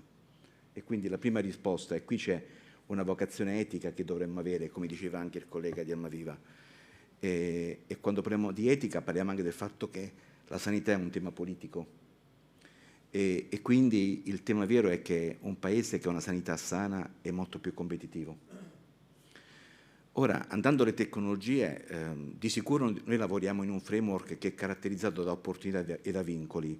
Un vincolo che poi diventa il vero valore che dobbiamo mantenere è una sanità di tipo universalistico, accesso a tutti, sanità alla portata di tutti. Dall'altro il tema della sostenibilità, quindi ci muoviamo all'interno di questi paletti e questo richiede scelte strategiche di medio e lungo termine, non possiamo immaginarci l'efficacia immediata, quindi il tema va posto in modo strategico. Quindi noi, quella che era la letteratura di qualche anno fa della population health management, quella tecnologia oggi diventa uno strumento possibile, da lì nasce la scelta di lavorare nel mondo delle prenotazioni, perché noi ci immaginiamo che fino a qualche anno fa le cure venivano consumate in 15 metri quadri in ospedale, dove l'obiettivo era quello di contenere un sintomo, curare una malattia. Quindi se una persona aveva un ictus, arrivava in 18 minuti, dicono le statistiche, in pronto soccorso, si salvava, ma dopo usciva dall'ospedale con un piede che non ci camminava, con un occhio che non ci vedeva e partiva un percorso che non è scritto da nessuna parte. Il Population Health Management ci aiuta a risolvere questo problema e ci porta già a delle risposte che sono di integrazione sociosanitaria, perché nell'ospedale l'ospedale cura la malattia, i reparti portano il nome delle malattie, ma quando vai fuori dall'ospedale esistono tante dinamiche che richiedono informazioni che vanno oltre gli aspetti di natura clinica. Un diabetico si gestisce molto di più, noi gestiamo in alcuni paesi centri operativi di diabetici dove siamo pagati per paziente e non sulla tecnologia. La tecnologia diventa una commodity, perché il tema vero è lavorare sui comportamenti su un diabetico, perché il tema vero non è la glicata e quindi il mondo dei centri di prenotazione per noi era il punto strategico per costruire, perché ci immaginavamo già centrali operative che prendessero in carico le persone.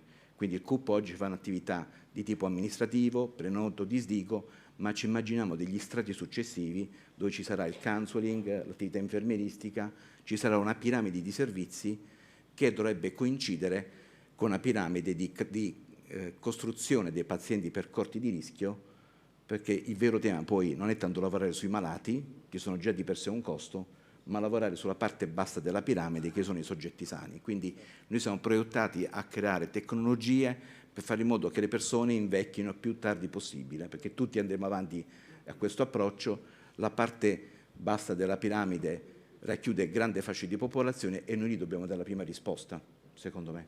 Quindi il tema del contact center è quello. Dall'altro lato c'è un tema di opportunità, quindi modelli in testa ne abbiamo, ce ne sono tanti. Dall'altra parte abbiamo le prospettive di intelligenza artificiale, di cui c'è il tema del dato, disponibilità, gestione, sicurezza del dato, che se non viene affrontato l'intelligenza artificiale sarà molto poco intelligente. E quindi lì noi stiamo pubblicando tante cose, ma il vero tema, come dicevo all'inizio, è la governance, perché se queste iniziative rimangono appannaggio di telemedicina, ad esempio, del singolo medico dell'ambulatorio oppure del progetto importante regionale, ma non c'è un consolidamento sistemico, butteremo tanti soldi. Grazie per questo intervento, poi lo riprendiamo nel giro di domande.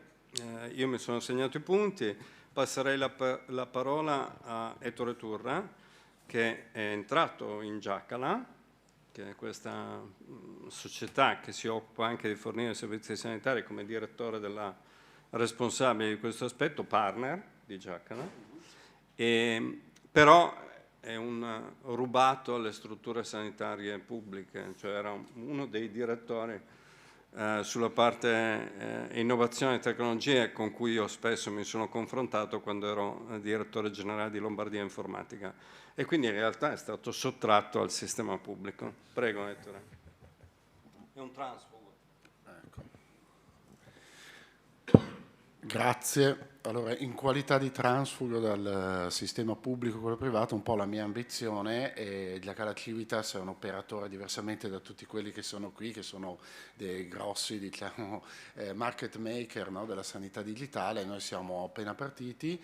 La Cala Civitas fa parte di un grande gruppo che però opera esclusivamente nel settore privato e da un anno, un paio di mesi, è stata fondata anche questa società e il mio ruolo è quello di sviluppare appunto l'offerta nel settore della sanità pubblica-privata. Allora, la mia ambizione è quella di sviluppare un'offerta lungo, direi, 3 direttrici.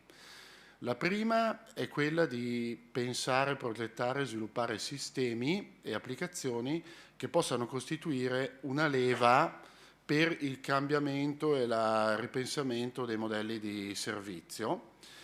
La seconda direttrice è usare i dati già presenti e disponibili nei sistemi, quindi da subito, per evitare delle attività ai professionisti e ai cittadini, pazienti, caregiver.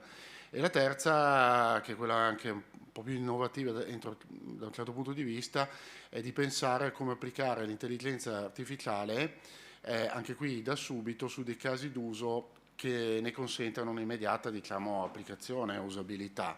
Che ieri sono stato qui solo ieri, ma ho visto degli interventi straordinari, questo è un bellissimo convegno da parte di accademici, ricercatori di levatura mondiale che chiaramente hanno illustrato le frontiere anche un po' più avanzate, no, dell'utilizzo dell'intelligenza artificiale nella clinica. Io penserei già da subito, senza perdere di vista questa traiettoria, ma cosa si può fare adesso. Do qualche esempio velocissimo. Allora, primo caso, come sviluppare dei sistemi che consentano un po' la trasformazione del sistema sanitario nella direzione auspicata. DM77 costituisce già quindi ripensamento dei servizi territoriali, un nuovo setting da ogni punto di vista. Qui il gioco è passare da una logica di erogazione di prestazione a una logica di presa in carico di un sottobacino di popolazione che insiste in un'area geografica. E cosa si può fare? Quello che si dovrebbe fare è i nostri flussi, anche pensiamo ai flussi ministeriali, contano sul territorio prevalentemente le prestazioni. In realtà noi dovremmo restituire alle equip territoriali, ad esempio quelli che operano all'interno delle case della comunità o a domicilio dove volete voi, comunque o nelle cure primarie, comunque sul setting diciamo territoriale, informazioni relative, e questo già regioni avanzate come questa lo fanno, le condizioni cliniche della popolazione, si è parlato di population health management, ma anche, e questo è già un po' più difficile da ottenere allo stato attuale, un profilo socio-economico di fragilità sociale della popolazione. In questo specifico campo, ad esempio Giacala, nel settore privato da 20 anni sviluppa dei servizi che vengono utilizzati per la comunicazione e marketing, i servizi di customer service, che di fatto profilano la popolazione italiana in maniera del tutto anonima rispetto alle proprie abitudini di consumo, il reddito, le propensioni, e quindi possono essere usate in sanità per come dire, esprimere la complessità anche sui fattori sociali, quindi anche dare modo alle equip territoriali di confrontarsi realmente sulla popolazione che devono prendere in carico non solo dal punto di vista clinico ma anche della fragilità sociale, che è un fattore di complessità importante. Usare i dati, secondo punto, per come dire, evitare le attività ai professionisti e ai cittadini. Qui mi viene in mente, scusi dottor Flor, Luciano Flor, che quando era il mio direttore generale a Trento, una volta creandomi anche un po' di frustrazione, disse in un comitato, peraltro, io stamattina ho visto come mai io uso la mia app di home banking, posso fare di tutto e di più, e adesso abbiamo davanti al distretto una fila di cittadini, dei nostri cittadini, che devono fare il cambio medico, e perché Turra, ecco, non riusciamo a farlo. Allora, in realtà poi ce l'abbiamo fatta, ma non solo, appunto. Allora, in realtà non solo a Trento, ma anche in Veneto, insomma, da tante parti adesso il cambio medico si può fare attraverso un'app. Ecco, qui sviluppare dei servizi e delle piattaforme di integrazione, anche, come dire, si dice low code, quindi che comportino poco sforzo di sviluppo, effettivamente per rendere liquidi i dati, perché per fare una cosa che è molto semplice, no? 2 clic per fare il cambio medico, in realtà dietro c'è una complessità, dietro la punta dell'iceberg, che può essere ridotta. Terzo punto, intelligenza artificiale. Abbiamo anche sviluppato a livello solo di laboratorio, onestamente adesso, uso dei large language models, e quindi in un ambito più amministrativo, che è anche più facilmente, come dire, in questo momento indirizzabile, accesso ai servizi da parte dei cittadini. Questi modelli consentono di far comprendere e informare il cittadino in maniera semplice rispetto alle caotiche anche forme delle nostre delibere che, come dire, sono scritte a volte in maniera non tanto comprensibile, e quindi indirizzarlo rispetto al proprio bisogno, e anche magari raccogliere delle informazioni, per cui se, non so, si vuole concedere un deambulatore o un altro presidio a un cittadino, perché usare tempo di un infermiere, ad esempio, questi sono casi concreti al telefono, raccogliamo le informazioni attraverso un bot che è anche, come dire, supportato da intelligenza artificiale.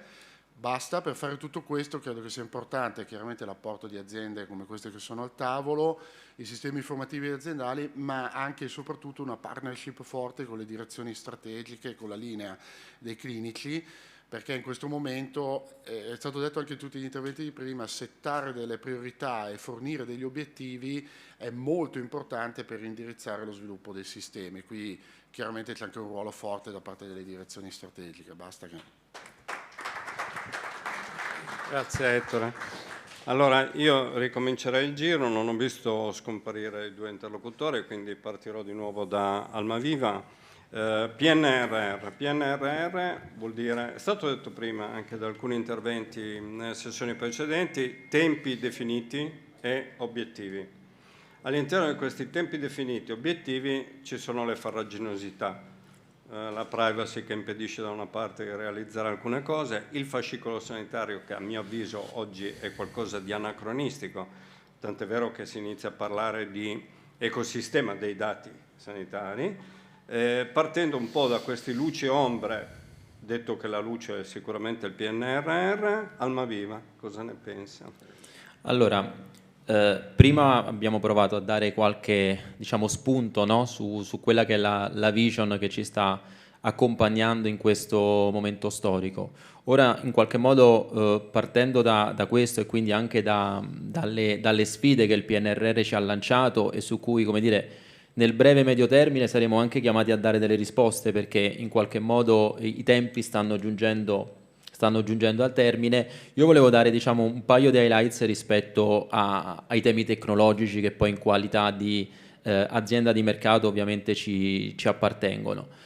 Sul tema dell'intelligenza artificiale è stata citata e non potevo, come dire, esimermi da questo punto di vista. Rimane sicuramente forse la tecnologia più promettente in questo momento. Io leggevo dei numeri spaventosi di crescita dell'intelligenza artificiale da qui al 2028, un tasso di crescita annuo del 42,2%, che sono dei numeri impressionanti, no? Che confermano, come dire, le aspettative da parte del mercato su questa tecnologia. Allargando però volevo citare, diciamo strettamente connessa all'intelligenza artificiale, tutto il tema della medicina di precisione, perché partire dalla composizione genetica di un individuo, dalle caratteristiche diciamo individuali, piuttosto che dallo stile di vita o dall'ambiente in cui opera, quindi anche in una logica di One Health, credo che possa diventare decisivo. Così come un'altra tecnologia che mi faceva piacere citare, diciamo, su cui confrontarci, è il tema, secondo me, delle terapie digitali, che in Italia non sono ancora regolamentate, a differenza di altri paesi europei, come la Francia, la Germania o l'Inghilterra, ma che credo possano diventare veramente una delle nuove frontiere, perché verranno in qualche modo comparate a veri e propri farmaci prescritti da un medico e potranno essere, secondo me, importanti nella come dire, cura di una serie di patologie croniche come l'obesità, l'ipertensione, ma soprattutto anche rispetto a tutta una serie di malattie neuropsichiatriche, pensiamo alla depressione, pensiamo all'ansia, pensiamo alle dipendenze, quindi attuare degli interventi cognitivo-comportamentali che vanno a incidere su stili di vita o su comportamenti disfunzionali, credo che anche lì ci sia una grande sacca da poter aggredire e su cui poter offrire un servizio importante al Paese. Grazie. Una piccola considerazione macroeconomica: se noi stiamo fuori dal mercato dell'intelligenza artificiale senza soluzioni, tra virgolette, nostre, siamo destinati a essere colonizzati. Questo penso che sia chiaro a tutti, in parte già lo siamo. Ci stiamo lavorando come sistema paese, siamo partiti dall'high performance computing, Cineca sta e presenterà la call per avere il computer più potente d'Europa. Se non ci facciamo girare gli algoritmi avremo delle grandi potenze di calcolo prive di capacità poi di sfruttamento. Detto ciò, lascio la stessa domanda che ho fatto al collega a engineering. No, però mi hai provocato. Perché io sono d'accordo che sull'utilizzo della tecnologia, soprattutto intelligenza artificiale, quelle di frontiere attuali, noi come Paese non possiamo delegare diciamo, ad aziende estere legandoci mani e piedi. Ma noi siamo un Paese che viene da più di un decennio di innamoramento folle per tutto quello che è estero. Come aziende italiane diciamo che siamo stati poco accompagnati in questo percorso. Quindi questo, come dire, ricordarsene ora, forse mi viene da dire, anche qui si dovrebbe passare per una revisione della politica industriale di questo Paese, che prima che vado via, perché sennò in contumacia non vale.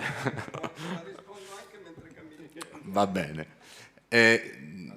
PNRR, io mi ritrovo molto nella tua visione di luce d'ombre. Ci sono secondo me dei temi sui quali, a differenza di quello che è successo in passato, il Paese ha dimostrato una volontà ferrea e una governance forte. Poi bisognerà capire gli esiti, ma almeno da questo punto di vista mi sembra che un passo avanti sia stato fatto. Su altri temi, cioè soprattutto quello dell'ammodernamento degli ospedali, delle strutture ospedaliere, viaggiamo, come spesso capita, molto a macchia di leopardo. Ci sono regioni dove gli obiettivi sono abbastanza chiari e le azioni sono partite nei tempi. Ce ne sono altre dove gli obiettivi si fa fatica a capire quali siano e in molti casi ancora non si è partiti con il cantierare i progetti.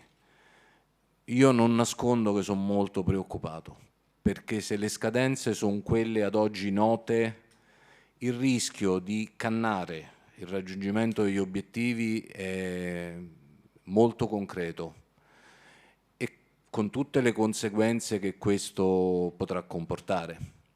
Aggiungo un ultimo bit, poi mi stoppo. Tutti parlano di progettualità, siamo tutti d'accordo, credo che non ci sia da discutere più di tanto. Occhio a come si portano a casa.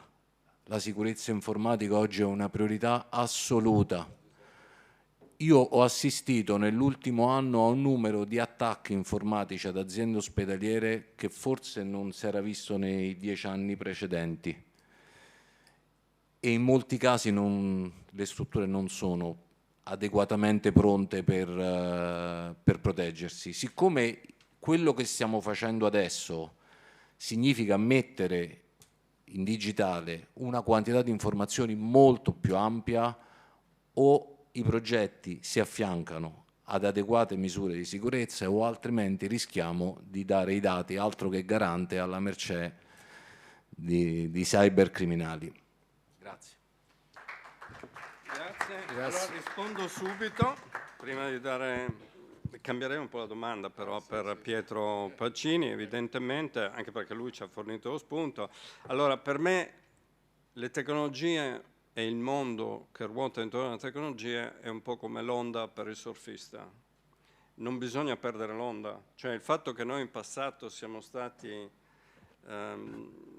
non adeguati a cavalcare l'onda politica, paese, industria, non importa. Non dimentichiamoci che le migliori chicche tecnologiche ce l'aveva l'Olivetti, io sono canavesano.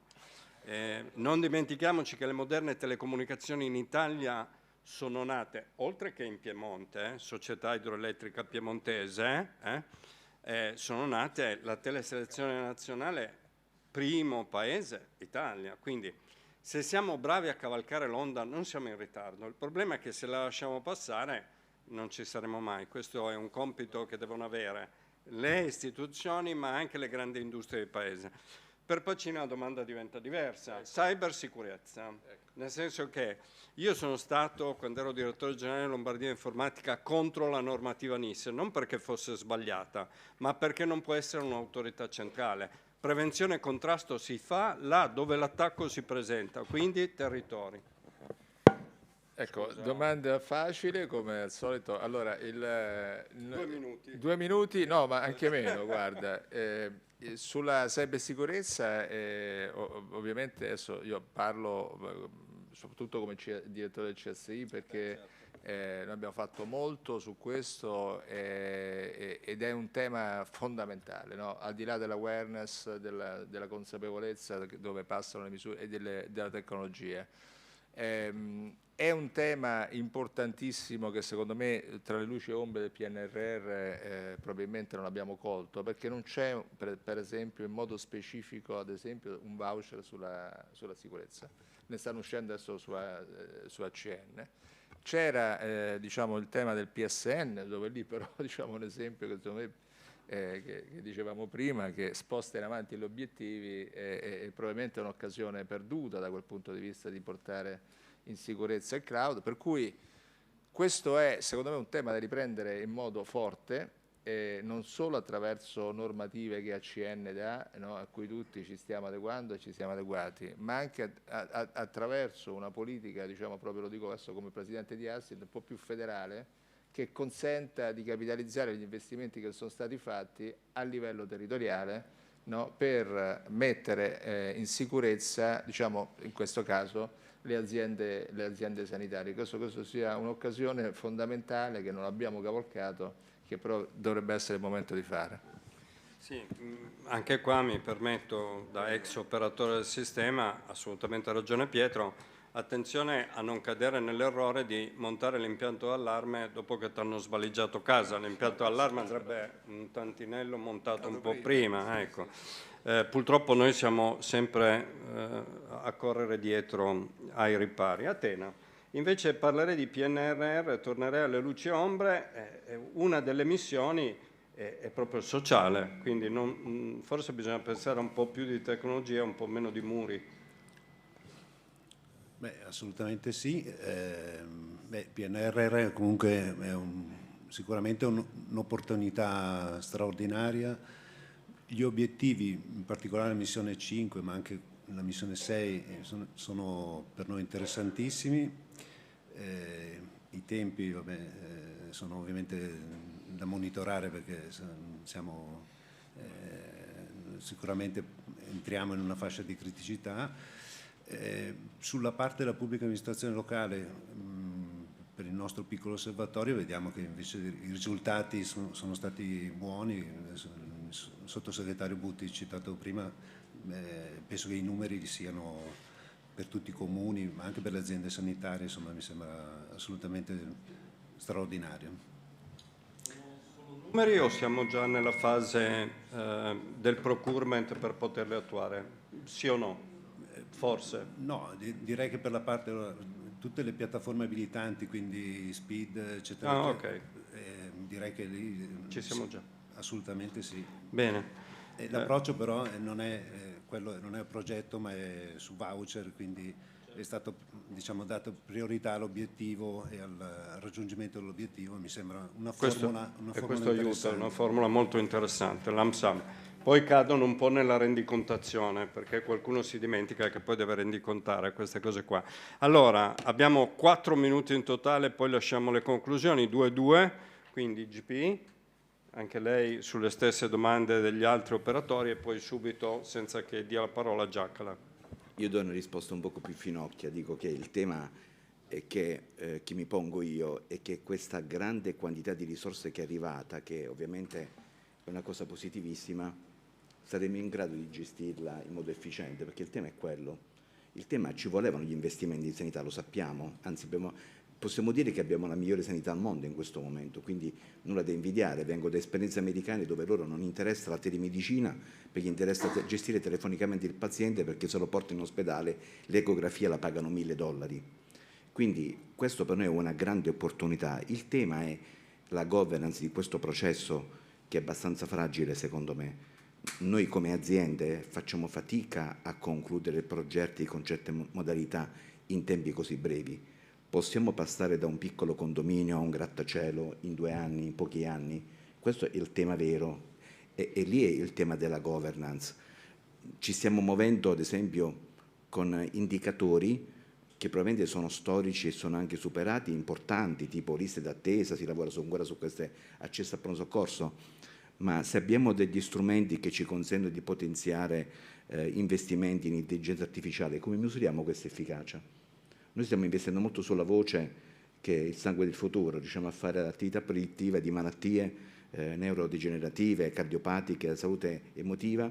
Queste cose oggi come le facciamo a misurare e a mettere a sistema? Quindi la fonte c'è, è utile, è importante, la gestione secondo me è abbastanza debole. Sì, sul PNRR effettivamente intravedo, come è stato detto, un rischio forte di privilegiare le milestone, diciamo quindi le scadenze temporali, a discapito dell'adozione dei sistemi, e non c'è niente di peggio che sviluppare un prodotto, un sistema che diciamo non serve agli utilizzatori. Allora qui brevissimamente quello che stiamo facendo è un po' focalizzarci e aiutare le aziende nel appunto fissare degli obiettivi e delle esigenze sentite dalla clinica, che in tempi brevi possano essere raggiunti nell'ambito di questi progetti che hanno uno sviluppo anche pluriennale, perché quello che io vedo un po', prima qualcuno ha citato anche i sistemi ospedalieri, questi grandi progetti di cartella clinica, è di fare dei sistemi che in qualche misura, non so come dirlo, alla fine che cercano un'esigenza, no? Cercano un obiettivo strategico, mentre qui fissiamo bene degli obiettivi anche perseguibili nei brevi, e poi stiamo sviluppando, diciamo, e affiancando le aziende nelle attività un po' di user adoption. Quindi cosa vuol dire? Intervenire sull'interfaccia utente in maniera tale che sia ottimizzata, fare in modo che queste applicazioni siano effettivamente utilizzate all'interno dei flussi di lavoro della clinica. Questi sono i 2 ambiti sui quali stiamo sviluppando i nostri servizi. Io lascerei a Claudio.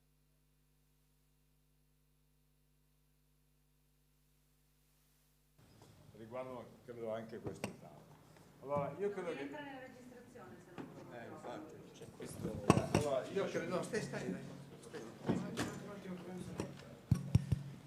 io credo che stamattina sia emersa in maniera importante il fatto di creare un ecosistema che possa in qualche maniera favorire la ricerca e l'innovazione in tutti gli ambiti che abbiamo affrontato questa mattina. E se vi ricordate, l'ecosistema si basava su 3 cose. La prima è favorire gli investimenti nel Paese, valorizzando quello che il Paese produce e non creare pietre d'inciampo, no? Che in qualche maniera sfavoriscono gli investimenti. La seconda è una nuova cultura dell'innovazione, che in questo Paese tutto ciò che riguarda l'innovazione e sanità viene vista come costo, ma in realtà è non solamente è un investimento con delle ricadute a breve, medio e lungo termine, ma soprattutto è anche, come dire, un sistema di implementare quella che è già una filiera esistente nel Paese, che sinora ha sofferto di scarsi aiuti che invece gli altri Paesi hanno avuto. La terza è che gli investimenti vanno mirati in quello che è un ambito più che altro traslazionale, è importante certamente la ricerca di base, ma poi dobbiamo anche arrivare a costruire prodotti, perché noi, ho detto stamattina, senza tenere conto della componente informatica, spendiamo 55 miliardi di euro per la tecnologia, i farmaci, i dispositivi medici in sanità ogni anno, e ne importiamo 4/5, quindi insomma su questo un minimo di revisione va fatto. Poi c'è la questione naturalmente delle regole. Io credo che il modo di... mi spiace, so che l'amico di Engineering magari non sarà d'accordo anche voi, io trovo folle l'applicazione del garante della privacy in questo paese, folle. Cioè noi siamo arrivati ultimamente che il garante della privacy è andato a dire che non si possono andare a utilizzare i dati dei pazienti decedute non per terapie varie, ma semplicemente se non ha dato il consenso 20 anni o 30 anni fa di dire che potevamo andare a verificare in maniera anonima se fumava. Questo vuol dire che si è fumato lui il cervello, nel senso, questo vuol dire che in questo paese gli studi osservazionali non si fanno più, l'unico paese al mondo, qui siamo alla follia più totale. Quindi sicuramente l'ostacolo del garante della privacy va in qualche modo superato, va smessa quello che è un atteggiamento, come dire, in qualche modo luddistico nei confronti della tecnologia, che esiste in questo paese, come se la tecnologia in qualche modo vada ingabbiata in regole, ma questo vale anche per l'uso dei farmaci e vale anche per i dispositivi medici, in regole, perché quello che ne deriva è un fatto negativo dovuto al fatto che esistono aziende che ci fanno un business sopra. Ma che stupidaggine mai? Adesso basta, insomma, è finito, abbiamo visto anche l'intervento prima, non siamo più al liceo, no? Dobbiamo in qualche maniera, siamo in una situazione di uno Stato che economicamente deve crescere e deve rendere conto anche ai cittadini di quello che è un obbligo e dovere di crescere. Bene, su questa roba qua io credo che dobbiamo fare attenzione a non frenare quella che è la ricerca e l'applicazione stessa. Allora, l'Europa si è mossa con la prima legge per quanto riguarda l'intelligenza artificiale, facciamo solo attenzione che, insomma, voglio dire, questa legge non vada poi a impattare, no, su quella che è l'evoluzione della ricerca stessa, anche perché è vero che l'intelligenza artificiale, la tecnologia condurrà all'estinzione di alcuni posti di lavoro, ma ne creerà altri, è successo anche nella rivoluzione industriale. C'erano i luddisti allora, ci sono i luddisti adesso, quindi facciamo attenzione che su questo dobbiamo porre una particolare attenzione. Per il farmaco io credo che se si va a riformare un ente regolatore, perché l'ente regolatore prima non ha funzionato al massimo, mi sto chiedendo se il sistema di entrata, di access del farmaco, e vale anche per i dispositivi, ma puntualizziamo sul farmaco in questo paese, sia ancora... che ha funzionato in molte volte, ma sia ancora coerente con quella che è l'evoluzione della medicina. Questa storia del PNRR ci rende tutti quanti felici, gli obiettivi non so se si raggiungeranno, faccio solo notare che 20 miliardi su 600 miliardi in 5 anni di spesa sulla sanità sono una goccia nel mare, quindi se noi pensiamo che il PNRR cambierà il volto del Servizio Sanitario Nazionale, ci sbagliamo completamente. Dico ancora che sempre nell'ambito della tecnologia, del farmaco e dei dispositivi, quella che conta è andare a incidere sull'organizzazione. Io ho fatto la battuta, a me non me ne frega niente se i medici di medicina generale sono convenzionati o sono dipendenti. Ci dicono solo che cosa vogliono fare domani mattina, perché adesso abbiamo un po' le scatole piene. Anche perché, come dice Harari, e tu l'hai citato prima, che ogni tanto magari proprio cioè, fra un po' i medici di medicina generale con la rete neurale in cui tu sei collegato in tutto il mondo con l'ultima novità, che hai l'app e chiedi scusa ho la febbre, un po' di mal di pancia, cosa potrebbe essere? Questo al 99,9% ti dice e questo, prendi questo e fatti prescrivere questo, fra un po' se vanno avanti così i medici di medicina generale serviranno ben a poco, ecco. Quindi io credo che quello che ho fatto notare è che qui continuiamo a dire che dobbiamo cambiare un servizio sanitario nazionale perché ha 45 anni di età e dobbiamo applicare il PNRR con un sistema convenzionale che è nato nel 1980 per i medici di medicina generale.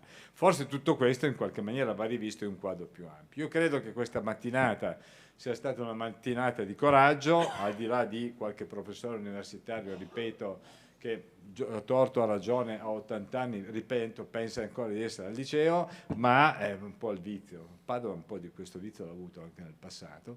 Direi che però quello che noi dobbiamo pensare d'ora in avanti è che veramente tutti gli stakeholder del sistema devono mettersi insieme e parlarsi sempre di più, perché con questa parlarsi sempre di più e con questa incentivazione che devono avere noi possiamo andare veramente a risolvere situazioni che per adesso ci pongono in situazioni di sfavore, ma potremmo, grazie anche all'inventiva italiana, portarci in situazioni di favore.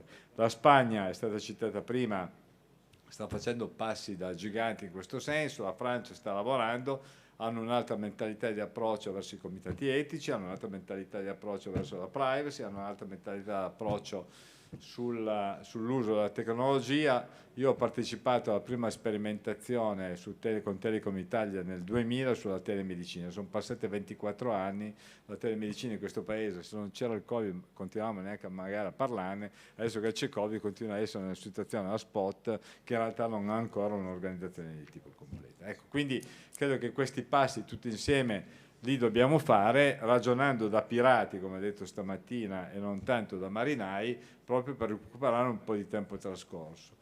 Il Covid ha dimostrato che noi abbiamo l'inventiva, la capacità e la possibilità di farlo, se però, santo Dio, usciamo un pochino fuori dalle regole, perché quello che ci ha permesso il Covid è che se dovevo prima spostare un infermiere a un reparto un altro, dovevo fare 25 riunioni sindacali, adesso il Covid ci ha insegnato che abbiamo cambiato un ospedale in 15 giorni, no? Ecco, 300 posti letto in Covid e ci abbiamo messo 15 giorni, quindi questa roba qua in qualche maniera deve essere utilizzata anche per facilitare quella che è la crescita del paese. Abbiamo scoperto che la Cina aveva 600 internet. La Cina aveva 600 internet hospital e quindi bene, forse e chiudo, per l'intelligenza artificiale bastavano le 3 leggi della robotica di Asimov applicate magari all'intelligenza artificiale, che ci ha già pensato 40 anni fa, perché quello diceva già un pochino tutti. Cerchiamo di essere flessibili e di potenziare quello che è lo sviluppo della ricerca e l'evoluzione del paese. Tutto quello che è stato detto stamattina verrà portato a livello governativo. Grazie a tutti, è stata una bella mattinata.